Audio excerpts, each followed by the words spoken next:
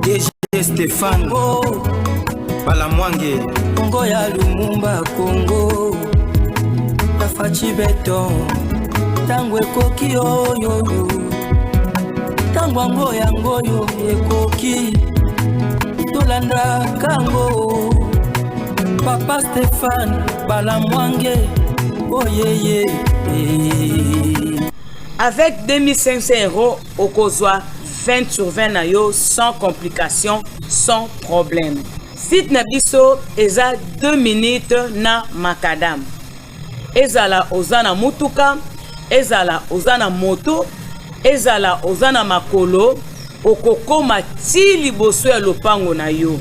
To bengi ba diaspora, to bana poto baza tellement belé oyo basombi na cité Nollywood de Mekao. Ba chinois bazo somba bazo tonga. L'étranger bazo somba bazo tonga avec 2500 € aujourd'hui 20 sur 20 na yo ya mobange baninga basombi baza dessus te. Ba terrain na biso ça plan. Awa kimia sécurité que nous n'en parlons même pas. Nollywood de Mekao. Nulle part ailleurs avec 2500 € aujourd'hui 20 sur 20 na yo. Bota numéro cadastre na biso. Avec 2500 € aujourd'hui place na yo na kimia nyonso. Merci beaucoup ba Congolais Boza Belé en train de nous suivre. Bonjour na Kinshasa, na ba province à l'extérieur du pays. Merci de choisir encore Tangwe Koki. Votre chaîne et à la présentation c'est Jésus Ankolé. Il y a un très grand dégât sur terrain. Et à toute une fréquence qui change. Ponanini de Tsaroloba Bongo. Aidé par le Blackwater, le FARDC pulvérise Goma et Katale. Je répète. Aidé par le Blackwater, le FARDC pulvérise la ville de Goma et la cité de Katale. Katale, nous sommes déjà au niveau du sud Kivu et Goma, nous sommes au niveau du nord Kivu. Suivez-nous très bien. Tous les badauds rwandais, tous les envahisseurs rwandais, au Rwandais bomber la poitrine lorsque Senko Kendaki, balobi ke a atozi comme pays. Bayambi ba Chole, bayambi na ba Fulgence Muteba, bayambi na ba Pasteur Senga. Après la 50, monaki Madame Bitung Keita, ya Monisco Oesi Akenda. Akenda ki pewana, armée rwandaise avec des Rwandais, comment qui est un peu orgueilleux. Récemment ici, tomoni Monsieur James Swan. Oazali moko ya Yambo. Ya Monisco et pas kenda kende kuna. Tomoni sait que les Rwandais babanda kusala. Mais ici, aidé par le FARDC, en soutien de Blackwater, Makambolekani sur terrain, c'est à prendre ou à laisser. Nous allons coiffer presque tout dans cette émission.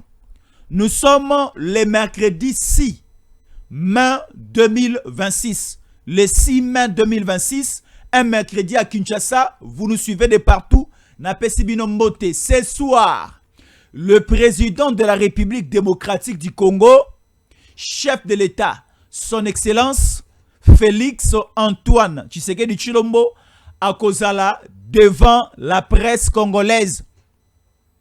Non simplement la presse congolaise, il y aura aussi la presse étrangère. Ba o bazalaka awana Congo, ba koyape ko participer na conférence de presse wana oyo mokonzi mboka la présidence est organisée. Le président va répondre à toutes les questions. Il y a presse. Et presse, ezalaka toujours à l'écoute. Il y a population. Population, le bakanini, senga kanini. Ici, des grandes annonces, bande konangai. Parce que lorsque j'étais parti chercher le badge pour participer à la conférence de presse, pourquoi il y avait déjà certaines sources qui commençaient à nous livrer certains secrets. Et si un secret arrive déjà, Namato Abatomi, Balemi Satomi Nei, ils allaient le sous-secréter. Et c'est soir, et surtout plus avant, to comme pourquoi na émission Oyo, toko découvrir makambo ebele. La sortie du gouvernement, un Vital Kamerhe écarté. Cela a été la demande. Il y a population congolaise. Population congolaise de Senga Kike. Si y aura un dialogue, toro solo la biso na biso. Gouvernement serait salami, bato ya mabe. Oyo, bazalaka en alliance avec Kagame. Oyo basoutenaka bato ba mosika. Oyo, balobaka te soki Rwanda eza oboma. Oyo balobaka te soki AFC a ko avancer. Oyo soki Kabila za osala mabe bango batikala jamais kotanga komba Kabila na monoko na bango. Est-ce que baati setanga komba Kabila? Est-ce que baati setanga kombo ya Kagame? Est-ce que baati si a condamné à la haute voix kombo ya nanga qui a soutenu par le Rwanda bango ne baza oboma na Goma na Bukavu. Batikala kosala yango ti. Donc batu ya bongo a ozui baati. Et je ne parle pas de Vital Kamerhe qui est en alliance avec le Rwandais, mais Vital Kamerhe un peu son passé et son passé récent. Et tikala ba Congolais moi ba indisa mabe. Ba Congolais ba loba yeke motonyo soro komane sikawana. Mais tala bato boye ba ko komate. Tala sikoyo image ya gouvernement sika dans cette émission bato nyonso bazate. Parce que prendre ces gens qui ont bango dans le gouvernement, c'est donner encore la chance et la chaleur à ces mouvements rwandais où ils ont installé à Goma et à Bukavu. Pourquoi je le dis? Parce que être dans un gouvernement, ils ont kozala na poste au bas moyen sur les alliés. Être un membre du gouvernement, $100,000 c'est rien. 50,000 $, c'est rien. Or, les $100,000 ou wana pona bato ba na front, ba rebelle, $100,000 ezala motuya makasi pona bango. Siko batu oto zalaka na bango, bazwaka mosolo o ba ko gagner na l'état congolais, na gouvernement congolais, pene ya mokonzi ya moka ba ko zoba moyen, mais pour aller soutenir effort de guerre. Ya bato ba na zamba, ya bato ba ko violer ba congolais, ya bato ba ko sala ainsi de suite. Est-ce que depuis que ba sanctionner Kabila na États-Unis. Boyoki moko ya Union Sacrée ya badongolo miso basali conférence de presse. Biso toyoka na moko avant que États-Unis ait sanctionné Kabila. Jean-Pierre Bemba déjà à loba makambo États-Unis lobilelo. Que c'est Kabila qui est à la base. Que c'est Kabila qui est en train de tuer. Voilà les 18 ans Kabila au pouvoir. Tala makambo na rosala na Kagame. Jean-Pierre Bemba Lobango. Est-ce que Bamususo Balobango? Avant-hier ici, IDPS a mobilisé Batona Sasa, Bakiti na Balabala pour soutenir et pour être totalement d'accord na ba sanction Oyo, États-Unis et quoi ici dans l'école moteur à Kabila. Kolobake oui, États-Unis, botape à côté te. Nyonso o bolobi ya solo. INC a organisé marche. Bon, tout le monde la marche. Est-ce que le président INC a Zuma Loba Kolobake, Kabila to sepeli nenge États-Unis est sanctionné? Kagame, tu dois arrêter avec ce que tu fais. Est-ce que AFDC, Bahati Lukwebo akokiko sala conférence de presse à Sika, nenga autara ko sala. O aloba ke na mboka na biso constitution za na problème te, tozane na problème ya bato ba ko diriger biso. À la sous-conférence de presse à Bongo. Aloba ke Kagame à bientôt c'est ta mort. Aloba ke Kabila à bientôt c'est ton arrestation et ta mort. Nanga si ce que tu fais là-bas et okokufa mikolomi balemi sa tezali koya aloba Bongo. Parce que moi je le dis tous les jours. Parce que n'a un intérêt moko ni na ba Rwandais, ni na Kabila qui est Rwandais. Ni aussi Nandanga qui est un sanguinaire obisoba Congomani tolingue li soute. Un véritable Congolais, il faut azala na langage oyo ezali opposé na langage oyo yabaini ya mboka. Comment un Congolais peut collaborer? Comment un Congolais peut être actionnaire de Kagame? Donc ça dit une entreprise oyo Kagame aza actionnaire, Jésus encore n'est pas actionnaire. Ba ko sala ba affaire ensemble, baza ko gagner ba bénéfice ensemble, baza ko kabola paix. Donc à ce niveau, tous les combats Kagame a mené, ba flèche nyonso Kagame a lancé contre le Congo. Si moi je dis encore les nazas congolais, mais je coopère avec Kagame nako critiquer été, nako condamner été, nako reprocher ne l'autre parce que to sala ka cop moko. Biloko bato belé le zali protéger na partie est. Pourquoi ba ko banga soki basali bo biso toloba ki jusqu'au sacrifice suprême. Tokoloba bola mamboko, toko soutenir armée, toko soutenir ba service à renseignement, toko soutenir police, toko soutenir ba institution et nous allons essayer d'avancer ensemble. Mais l'annonce il y a changement à constitution et à ça manapoko aller l'autre. Annonce il y a sorti à gouvernement à Sika et ça aussi la manapoko aller l'autre. Annonce il y a arrestation et beleza aussi la manapoko aller l'autre. Ici on donne le go au FARDC de commencer maintenant à frapper. J'ai aimé la réaction et bon mona nenge et salameli na Katale et au salama peka bongo na Kavumu et au salama peka bongo na Goma na Bukavu et partout ailleurs. Na Kavumu na Katale, population ici est comme qui ko abandonné banda kuna bango. Vous allez voir une population elongwe na balie na bango habituel. Bakei ko vendre sika mususu. Là c'est pour donner le couloir aux FARDC qui sont soutenus par le Blackwater d'exécuter les coups bien planifiés par les États-Unis. Kabila Azalaki sanctionné le 30 avril. Ba sanction ba kwesaki likola mapeka, il y a ces sanguineurs, il y a ces diables, il y a ces terroristes Kabila et bandi ko futa sikoyo.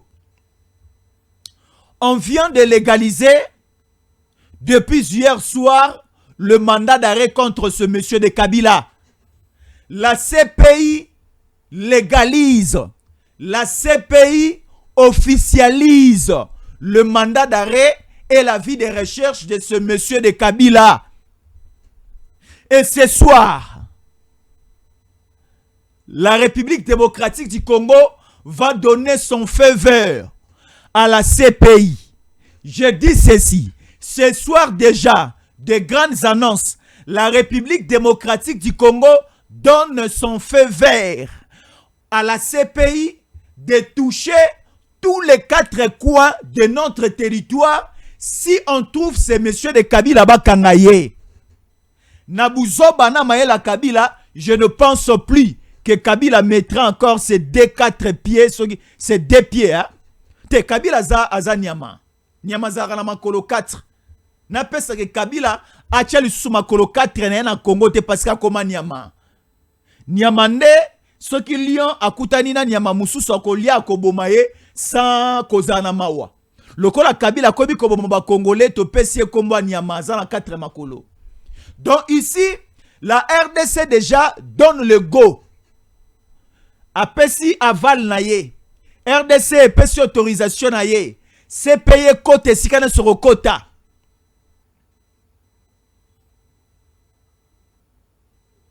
Ba service non sa CPI et côté sikana sur quota na ba territoire na biso. Il ne faut pas oublier que Goma est un territoire congolais. Bunagana se trouve dans le territoire congolais. Kavumu est dans le territoire congolais. Goma Idjui est dans le territoire congolais. Partout où Kabila a foulé ses 4 pieds le gola Niamana Congo, Baokangaye na ces pays. La République démocratique du Congo donne déjà le go. Mais on s'est dit, on va se dire ceci.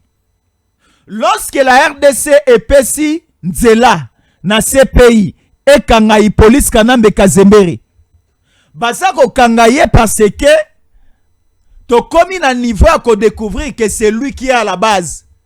Mais si on dit que c'est Kabila qui est à la base, c'est qu'on a ozanani. Parce que nanga ici à la kisa qui est logique et naza oboma. Kabila c'est nanga celui qui a accompagné Barwandais. Nanga celui qui a officialisé le mouvement. Aujourd'hui, ma émission yaba Congolais, makile yaba Congolais, passe yaba Congolais et koki pe kozala encore na likolo ya mapeka nanga lolenge moko za likolo ya mapeka ya Kabila. Je vais lire un article pour faire comprendre biso la profondeur de la matière de ce matin. Bande konangai. Je vais parler avec beaucoup de risques. Nazaro senga ba ikongomani bala na biso e bandelikino suka po bazala témoin ya makambo toroloba. Ce qui peut te partager lien oyo. Et comme il a ba congolais so bazar otala biso e rozala très important parce que te découvrir ba poche noire et belé. Te découvrir ba kamikaze belé. Te découvrir ba infiltré ba très très belé. Ba kota gouvernement te. Attention au niveau de l'armée. Attention au niveau des frontières. Et faisons très attention. Et aussi, bisognon sotokobi ba service à renseignement. Et moi, je fais mes renseignements et je les rends publics par le canal ya média. Et ça repère ça peut position à malamu naba konzi ya moka basala pe musala malamu. On ne peut pas continuer à binommer la mouanzaba, qu'on nomme bateau, bateau te dit mutuna makolote. Et ça la bateau mosoki ba nommé bango le na Congo, ba congolais na so ba ki passe na mutema. Ba congolais ba ki passe. Et ça la motomo ba kanga kaya na Congo, soi-disant détournaka. A kota rapé boloko makala. Ba pesaka etumbu ya ba 10 ans, ya ba 11 ans, 12 ans, 13 ans. Nako bosana. Moto wana tanga kotaka na makala ba condamné ba yi kongomane ebele ba sepelaki. Kobima na ye ba libéra ye mutu wana. Ba tebele ba sepelaka tenenge ba bimisaka ye. Mais lelo congolais ayokaka mutamba ba bimisi ye. Mais aura une fête à Kinshasa. Ba Léopard ba outi Mexique. Ba faire qualifier équipe nationale na biso na Coupe du Monde. Ba ye a ba yambi bango na aéroport Anjili. Ba chité na Palais du Peuple. Population d'Aki Makasi. Il y avait du mouvement au niveau du Palais du Peuple. Mokonza Moka na ba joueur bazaki wana. Lorsque le président de la République avait pris la parole, moi, ce que j'ai retenu, population senga Mokonza Moka biloko mibale. Yali boso, population senga Mokonza Moka bakomi ko kangabiso, bato ya basuki ebele, bato ya balox, bato to kangaka suki, policier komi ko kangabiso. Mokonza Mboka répondaki nini?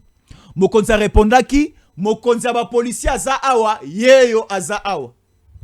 Moto oyo akokanga lisusu po population ana suki ebele bi akangi suki bokanga ye. Mokonza Mboka s'adressa ki te na population, mais s'adressa ki ne na mokonzi ya ba policier. Oyo policier akosala lisusu ke akangi kaka moto mobali po azana suki ebele. Mokonza ya la police bokanga moto wana. Eloko ya mibale o population esenga ki Mokonza Mboka libérele biso mutamba. Peuple sengi nanu te social. Peuple sengi nanu te lisusu soki sécurité. Mais peuple poni ko senga batika ko kanga biso pona suki ba libérele biso pe mutamba. Nani oya iba mbonga leta kota makala population senga ba libérer. Nani oya kota prison makala. Population senga ba libéré. Soki mutambate. Bayi Kongomani. Une très bonne émission. On a invité Bino ya Kolanda. Alors, rapidement, Nalingaki, Naebisa ba Congolais, Biloko Kolanda bato. Mais commençons d'abord par cet article. Et Rosalamwa Moulaï, mais on fera l'effort. Yakope Seyango Bayi Kongomani parce que c'est très important. Un héritage sacrifié. Le choix de s'allier à ceux qui agressent la nation n'est pas seulement une option politique. C'est une rupture de sang et de destin pour une figure ayant grandi au cœur de l'État. Bénéficier de la protection et des honneurs de la République pendant près de 2 décennies pour ensuite se tourner vers ses bourreaux est une tragédie morale. La mémoire du père Mouzé Laurent Désiré Kabila a consacré sa vie à l'autonomie du Congo face aux influences extérieure. S'associer au M23, c'est effacer le sacrifice de celui qui disait ne jamais trahir le Congo. Soutenir des mouvements qui sèment la mort à Goma et à Bukavu, qui utilisent le viol comme arme de guerre et qui déplacent des milliers de compatriotes n'est pas une tragédie de conquête. C'est une complicité de crimes contre l'humanité. La RDC a offert la légitimité et les privilèges. Répondre à cette générosité par une alliance avec des intérêts étrangers, le Rwanda via ses supplétifs, est perçu comme une haine versatile envers son propre peuple. Je lance un appel à la conscience de tous, à la conscience de tout Congolais, à se distancer de l'indigne, aux partisans et à ceux qui héritent encore la distinction. Doit être clair, on ne peut prétendre aimer le Congo tout en armant la main qui l'égorge. Soutenir une telle dérive, c'est devenir l'architecte de sa propre ruine et de l'ennemi de l'histoire. Il est impératif de se désolidariser de quiconque place ses ambitions personnelles au-dessus de la vie des Congolais. La loyauté ne va pas à un nom ou à une famille. Elle va à la terre de nos ancêtres. Ce comportement est qualifié d'apostasie patriotique. C'est le passage du statut d'enfant à la patrie à celui d'instrument de son agresseur.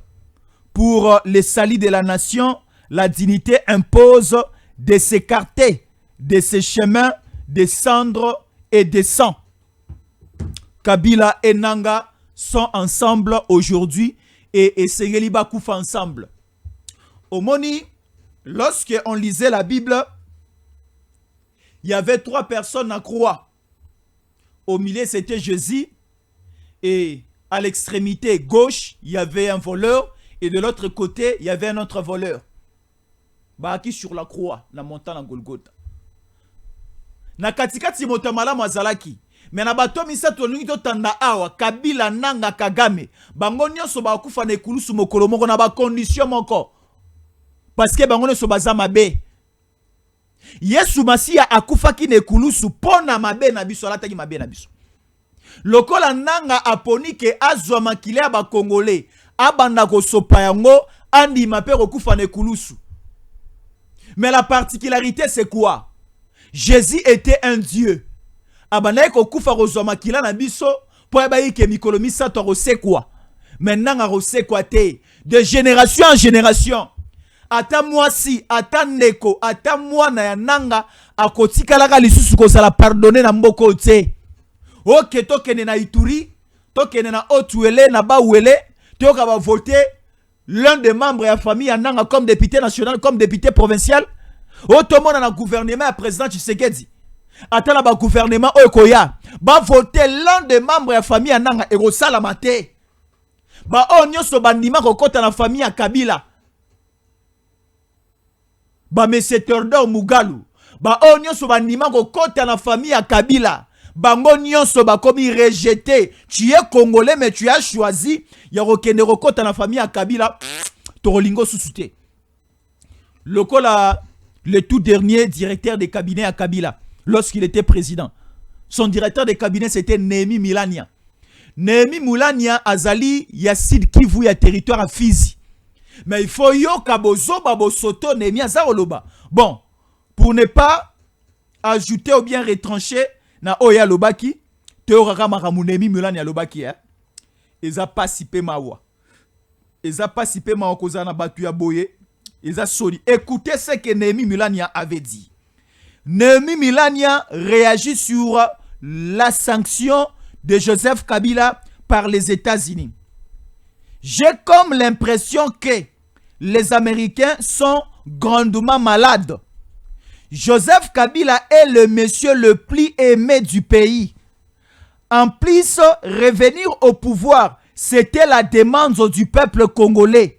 À Kabila d'ailleurs, 99% des Congolais réclament son retour au pouvoir. Voilà pourquoi tout ce que Kabila fait, il répond juste à la demande de son peuple, c'est tout. Hein? Némi azalaka professeur. Abeli liboma bopwani. Némi c'est un professeur mabeli liboma. Donc biso population congolaise doit retinda Kabila asala maramboza ko sala po EPC nzela ko zonga na pouvoir. Et Némi Moulania est allé jusqu'au niveau à Kolobake. 99% de la population eza yonde na bana na basi na makangu na yo. Eza bisota. Eza ba Jisema la terre. Eza ba Chris Masia Lango matin, eza ba Madame Rebecca ta, eza ba Monsieur Ezekiel Makengo aux États-Unis ta, eza ba Jésus en Coleta, eza ba ndeko Kinshasa te ya Gemena te, ya bandundu te ya Kikwiti te ya Inongo ta, eza ya Kasumbale sa te, eza ya Lubumbashi ya Kolozi te, ba Congolais balingi na bango Kabila te. Eza ba o baza na Goma Bukavu, na Bunagana, presque partout na Katale na Katana na Miti, na Luvungi balingi Kabila te. Il faut être net. Et ça te que to pakola ka vérité mafuta. Ya eloko ko pakola awa nazo pakola nga vérité mafuta tena koloba aujourd'hui. Congolais ne soza ko talanga zuni bako kolanda biso lelo. Akoyeba que c'est que ce monsieur de Jésus encore le chambu ya zakoloba eza solo Congolais lingine Kabila te. Parce que Congolais c'est un peuple hospitalier. Congolais aza moto kimia. Aza moto abitumbate moto yala biso mbeli mandoki kobomana eza Rwanda na bakabila oyo to koma olali na butu na sapongi bato bakote na ndako na minduki oza la maison commerciale na yo bato bayana minduki ba kote la nyonso wana eza bakabila nde bayana ngo. Écoutez ce que Kabila nous a amené dans ce pays pendant 18 ans. To comprendre que bato baza bato mabe. Bato yo baza bato mabe, on ne peut pas leur accorder la confiance. On ne peut pas. Écoutez, RDC, quel est l'impact sur la RDC de la collaboration entre Paul Kagame du Rwanda et Joseph Kabila pendant 18 ans de la présidence kabiliste en RDC? 1. Massacre, pillage des minéraux, café et bois congolais, balkanisation des provinces du Nord et du Sud Kivu et humiliation de Congolais. Omoni, humiliation de Congolais, ça, qui sabango soni, ko boma, ko violé. Parce que mon toit bomio a humilié yo. A quoi ici yo, a lalisio. Mon toit a violé yo, a humilié yo, a quoi ici yo, a lalisio. Mon toit a bête yo fimbo, a maltraité yo, a humilié yo. Kabila a pillé des minéraux ici. Notre pays était déjà balkanisé. Mais biso ba Congolais to banda ko ebango te. To banda mo na Congo et Congo. To ebika to zala na 26 provinces. Mais tu ebaki te que Nord Kivu na Sud Kivu c'est Katisaka. Tout ça c'était pour les Kabila et les Nanga ici et les Kabila et les Kagame. Si koko ya président tu sais que il a pouvoir bato bazaki sou kimiate. Bazalaki kimiate na bato ebele o bazara na kisasa. Basala ki le koute à kobe banana Kabila mais babe banana Kabila te, ils sont toujours ensemble. Ils sont toujours ensemble. Biso to mona ngona ba famille na biso mama na papa bakoza la bazo soa na makasi mais ceux qui ba oki na porte koko mopoya ye okomona bilongi na bango mibale ezongi ngebo. Donc ça dit balongoli ko soa na kanda bazaki nango po mopaya aye bayamba soki akei ndekande kozonga sima.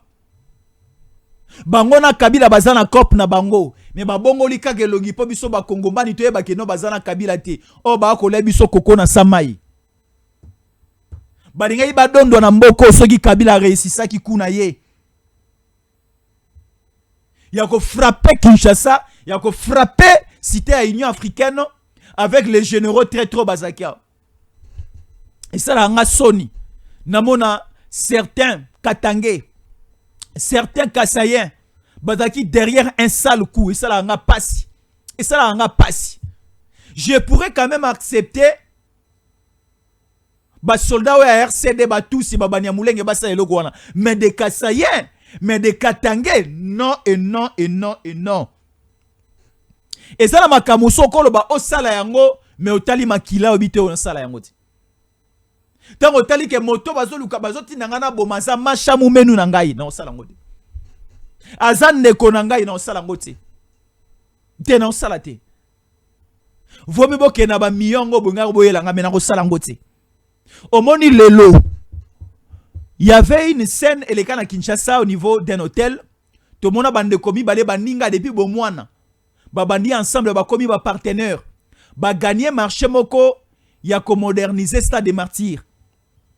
Ba pesi bango avance à Liboso, il y a $1 million. $1 million, wana ba pesi bango ango na maboko te. Il y avait une somme oyo, ba déposer là qui bango na compte. Il y avait une autre somme. Moko esengela ye bazwa na maboko. Baninga mibale, moko nazali patron, moko muso azali molandine na sima. Molimo mabe kotelie aya bominde konaye. Pona mosolo pona makambo ekoleka. Mais biso tolobi oyo la biso ba milliard lokola yo kabila komi na ba milliard. Oyibi Congo pied Congo. Oyo la biso ba milliard toko boma Tshisekedi te. Boye la biso ba discours toko benga na Tshisekedi te. Delice sanga etalio. Tala, Kabundo et Talio Bogo Kasoni Toko Bengana Tshisekedi te. Nous sommes ici avec Tshisekedi. Ceux qui bolient mbongo ya Kabila, bolient mbongo ya Nanga, bo traumatiser population.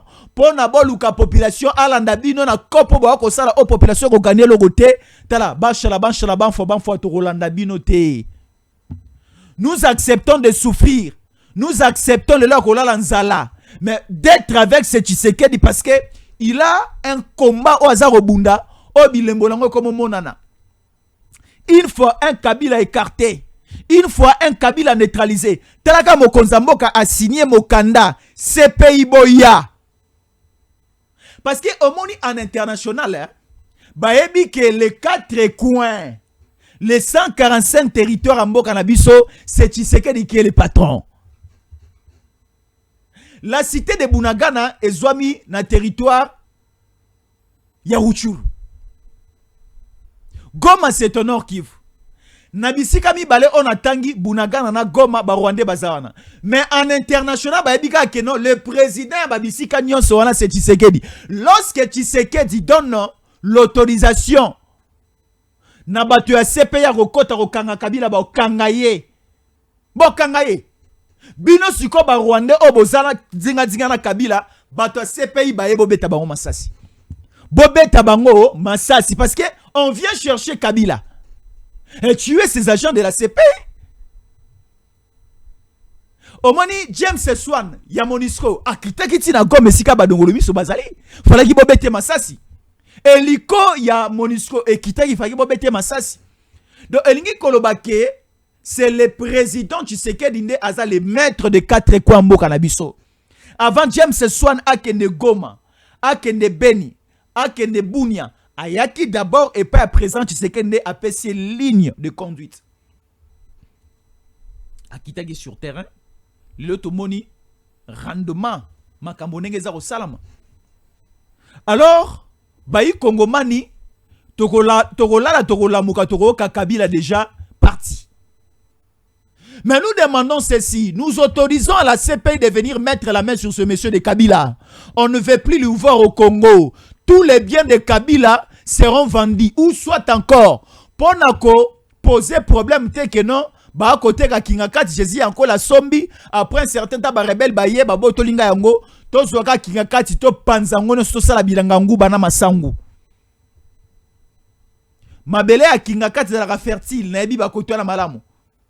Na kenara kote na malamu mingi koleka na cité Nolou de Menkao kuna bon Nolou de Menkao eza avant Nolou de Menkao ezali 20 minutes na aéroport Anjili mais bakinga kati za na sekuna oza okende jama indombe ba kote kuna sona sengu bebo tarapete masango bo tarapete babuka kinga kati basala yango zona masangu Congo na biso to yiko tika be espace vide boete tolona to balola mabele lokola ba ko sana kanya makasi se ba korona fufu wikanya makasi se eza éloigné na ba Congo central na ba Kinshasa pona masango utakuna eya boye ekoya nango c'est possible mais ekoya en petite quantité tant ekoya awa tellement eko subir ba coût de transport à makasi consommation achat et pas population eko matamwa talo to sala yango pene pene ana kisasa ndenge basali na kanya makasi se balo na nguba na masangu na kati ya kingakati tango récolte ko sala ma sur place na Kinshasa ba koteke la biso sac ya 25 kg ya semoule ata na 5000 francs c'est possible parce que oza outa musika na mikili ya bapaya eza na semoule moko outa Angola et outa pa Angola te outa ba Portugal. Et là, c'est nous sommes au Inde, bateka ngona kisasa a bateka ngona valeur ya 45 000 francs. Mais et outi Inde, et outi Indonésie, et outi musika. Loso ba ko teka na kisasa eza outa Indonésie et outa musika Thaïlande. Ba ko teka ngo 48 000 francs. Bon so tolonika ka loso ao. Toloni masangwa. Et outi Thaïlande musika est traversé ba mer na ba océan na fleuve. Et combien? Tout seulement on a 48 000 francs. So baloni le soir. Tout ce montant à 4 000 francs sac. C'est ça le social des Congolais. C'est ce que nous appelons le social. Et il y a des peuples à Lingui.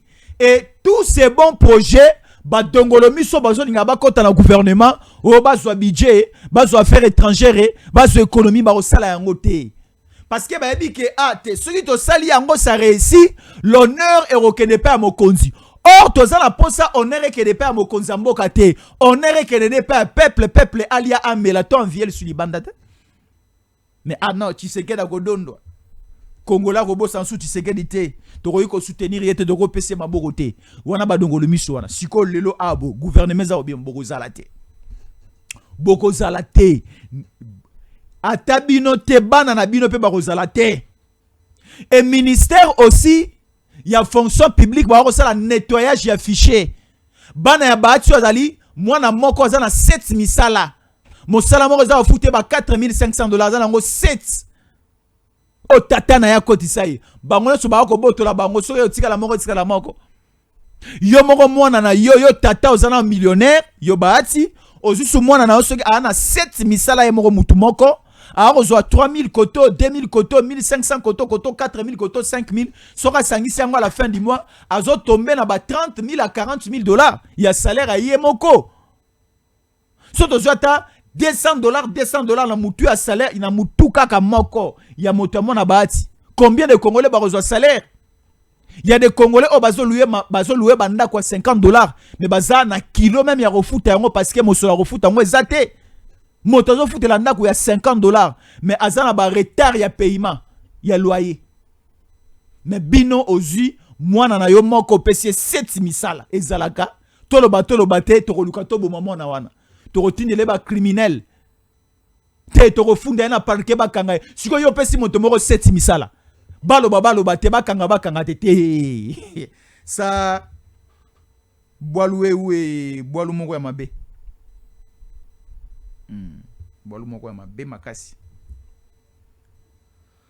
Alors, c'est confirmé ici, on nous dit, la conférence de presse du président de la République va se dérouler précisément à Kinshasa. Non, je ne donne pas la place, mais à Kinshasa, et ça débute à 19 h. Nous, Tango Koki, on fera l'effort de passer en direct cette conférence de presse. Mokonzamboka Koloba. Mais parmi les grandes lignes, on parle de la réforme constitutionnelle, on parle des sanctions américaines et l'autorisation de la République démocratique du Congo à la CPI de mettre la main sur tous ces terroristes, mais également la sortie imminente du gouvernement. 3 grandes choses.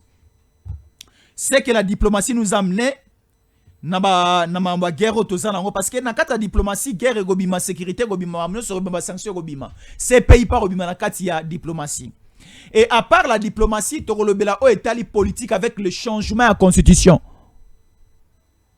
ba modalité maramutu. La commission sera déjà montée. Et makamwe baby. Et mais également ba ko bisabi sur la sortie du gouvernement sans batu o bazana S5 na CPL. Sortie à gouvernement Wilingo Messa Kufa, sortie à gouvernement bananga ba ozalate, batu babomi batu ba ozalate. Attention avec les Banyamulenge rwandais. Attention avec certaines nominations à l'armée dans la zone en conflit. Et attention avec Batoyo, Nanga Lobaï qui bazalana bango barana qui ça bana union sacrée. Attention. Bazala nomete, batikala ba sénateur, batikala ba député. Parce que faire la politique, et ça a causé la nommer ministre. Faire la politique, et ça a été osa nommer ministre, bazwa engulupa ya banana mwasi na yo pe ba nommer bango. Parce que tu as dit Bataboui. Bataboui, ceux qui ont nommé bango ministre cabinet na mobimba, et ça a famille na ye. Or, wana siko o tcheba congolais musu bazali banda na pasi. Tant to zomona ke moto ba nommé ye, to zo la pebiso to kota na sima na ye, mais ya kumi ba te belé ka ye moko et ça la ramo pasi. Alors, rapidement, prenons la cité Noloud de Menkao, la cité de la diaspora. Bandeko mapango eza disponible. Ezala ndeko moka bengi ngai lelo ebsinga Jésus encore les soki toye to somba 50 mapango na mbala moko c'est possible. Je vous dis c'est possible. C'est possible, c'est l'État congolais avec un particulier ba sangani ba pesi ba congolais nzela ya kotonga sika oyo. Sur le plan cadastral tout est OK. Une urbanisation et salami kitoko. Aération, environnement, kitoko, tout est tracé. La sécurité garantie et surtout nous sommes sur Macadam.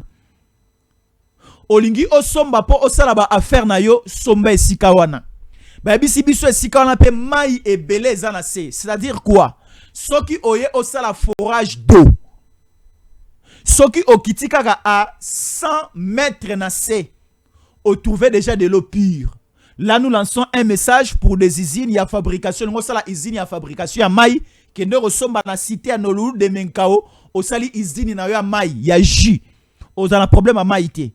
Mais je conseille ceci. Sorry, on a la usine, il y a maï qui t'a jusqu'au niveau à 300 mètres de profondeur.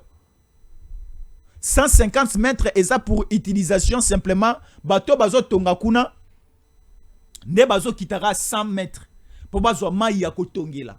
Mais si lui a maï pire qui t'a à 300 mètres, c'est possible parce que ma belle pèse à rouler, ma banga est zate. Ma banga est zate. On a besoin de 20 parcelles dans Balamoko, 30 parcelles dans Balamoko, c'est possible. Vous nous suivez de partout, venez. On a besoin de payer à Moko, venez. Une parcelle là-bas, dimension d'ango ezali 20 mètres sur 20. Toza la commune Yamaluku, sur la place Menkao, sur Macadam, à 20 minutes, c'est l'aéroport Angélé. Une parcelle, c'est 20 mètres sur 20, c'est un carré. Ma pango liboso Macadam ezali, nasima, c'est bien tracé parce que ça n'a venu. Il y a une avenue Fachi Béton, il y a une avenue Maréchal, il y a une avenue de Libération, il y a une avenue Diaspora, avenue Caroline.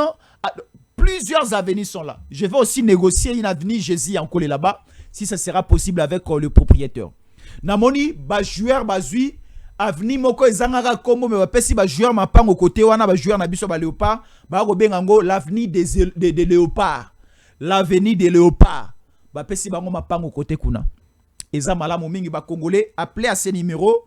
Et aussi aux ala jamais de 2500 €, c'est le prix de la parcelle. En dollars c'est 2700 $.